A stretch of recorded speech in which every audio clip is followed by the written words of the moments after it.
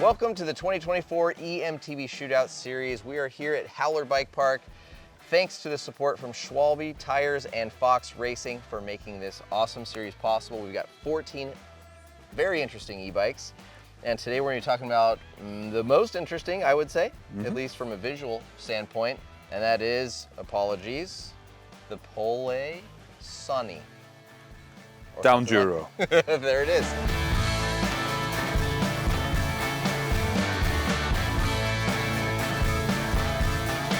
Yes, this is the Pole Sonni, and it is in their Downduro configuration. So that means it has 200 millimeters of rear travel, 190 millimeter fork, and a dropper post. They do also offer it in a downhill configuration, I believe, without a dropper post and with a dual crown fork, and also in a more enduro kind of spec with a shorter travel rear end, 160 mil or so, and a 170 fork.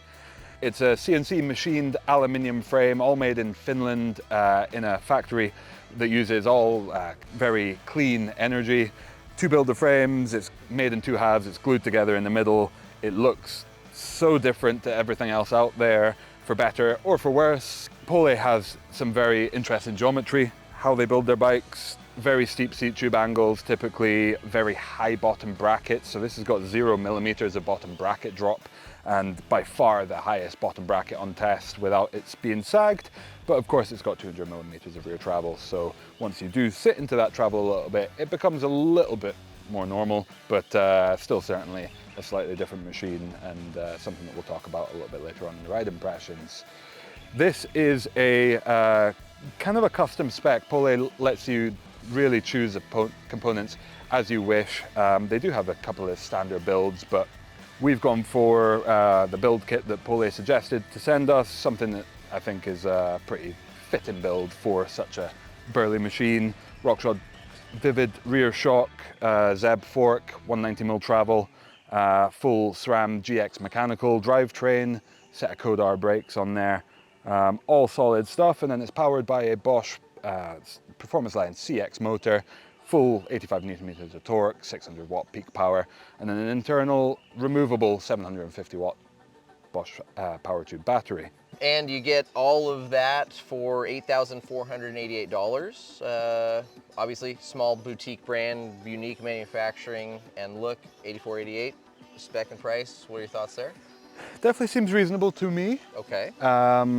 But I guess it's worth mentioning the slight troubles that Pole have had the time of filming anyway. Their future is a bit uncertain. Sure. So we've included this in the group test because it's so interesting and because we have it.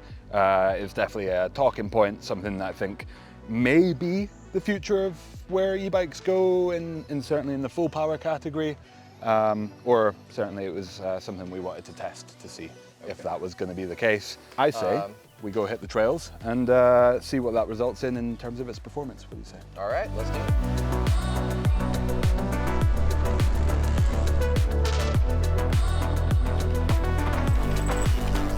it. It's a lot of bike. We've got what, Rob? 190 or 200 190? Rear 194. Yeah, it's a whole lot for a lot of things.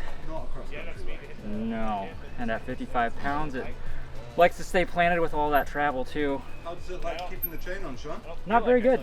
No. Not very good. No, doesn't look like it. I don't know when it dropped off. All right, so we've got the most interesting bike here and our most interesting team member, Sean, Mr. Sour Patch. You hate climbing, you love descending, you like weird things. It's the perfect bike for me. Okay, well, tell us why you like this bike so much, Sean. I mean, it is a very polarizing No pun intended? frame. Definitely pun intended. Oh, okay. Okay. With that motor just looking like a tumor off the bottom bracket. God. Okay. But Rob makes a very valid point. Most of the time, you don't see it when you're on the bike. That's true. And that was the mindset that I took, at least. Okay. From a performance standpoint, something that I thought was really cool, or maybe could be argued, we don't have any science to back this.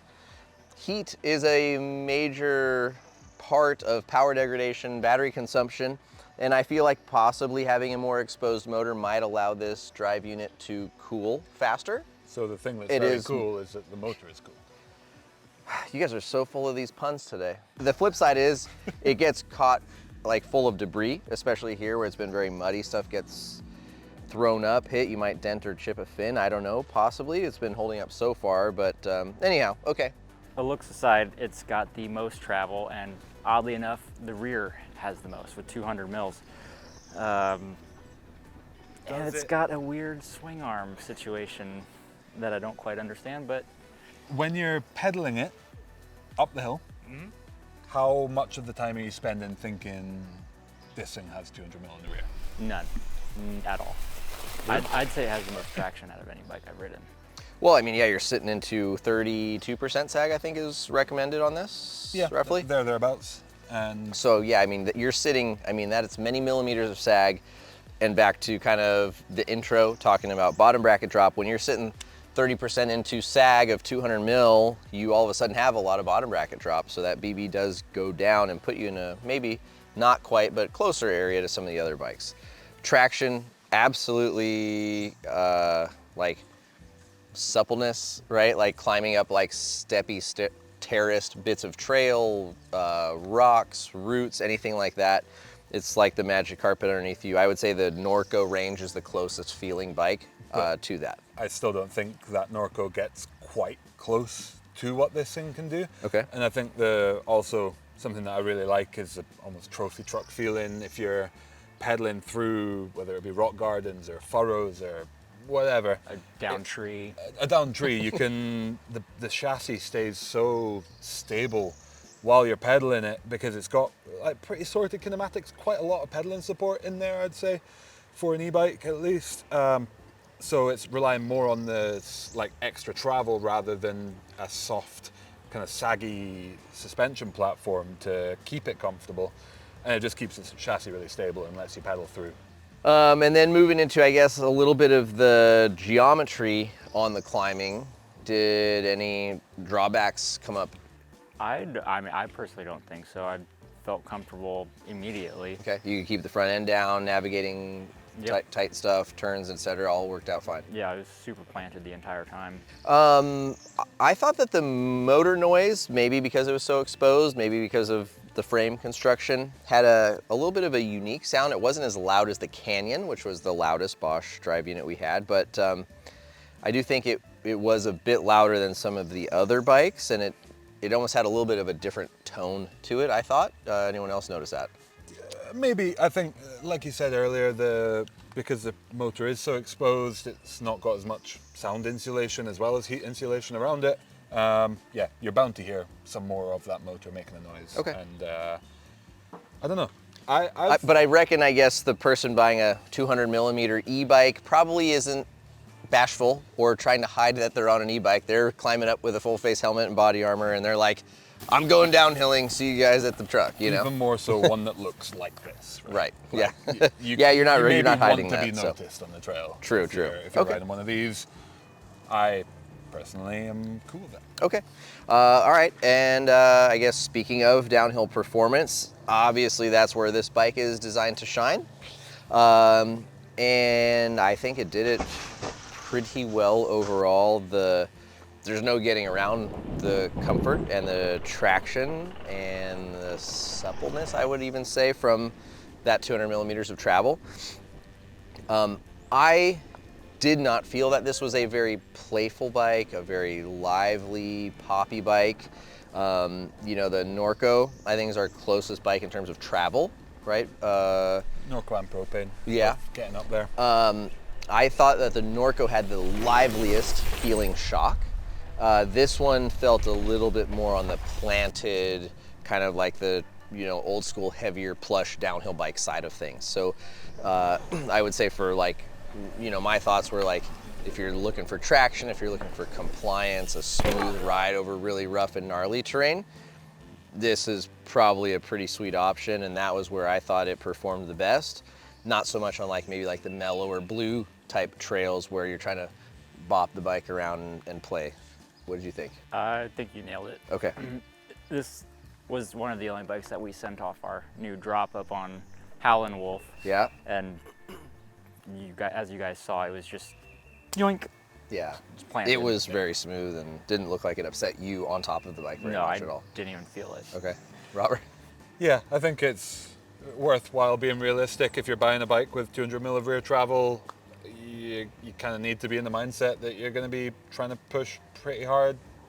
You know, there's plenty of bikes out there that are going to give you a slightly more lively and agile feel, but in terms of taking what is essentially a downhill bike with a single crown fork and then making it climbable, I think this thing's quite impressive.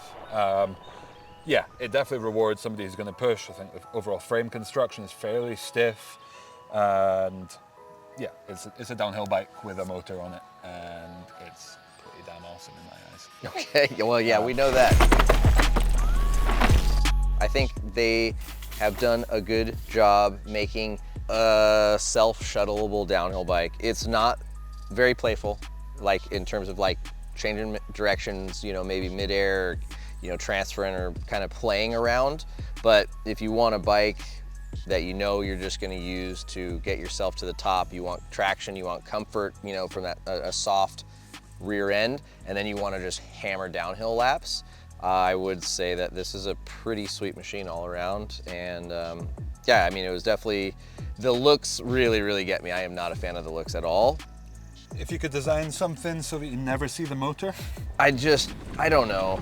I just don't know what could be done, to be honest. But, you know, I want to be better than the looks being the deal breaker. I don't know if I am. All right, guys, there you have it, the Pole Sonni. Make sure you guys subscribe. Stay tuned for the rest of the bikes in our EMTB shootout this year. Thank you guys for watching. Leave any comments. Let us know what you think about the brand and this bike. We'll see you out on the trails.